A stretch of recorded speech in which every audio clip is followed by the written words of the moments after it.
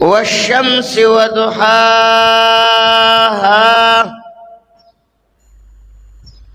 والقمر إذا تلاها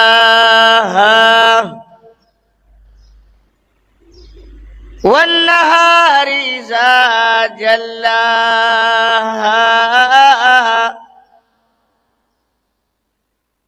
والليل إذا يغشاها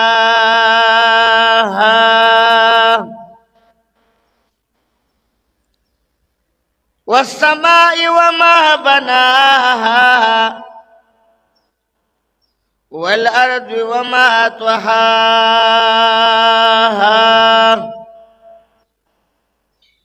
ونفس وما سواها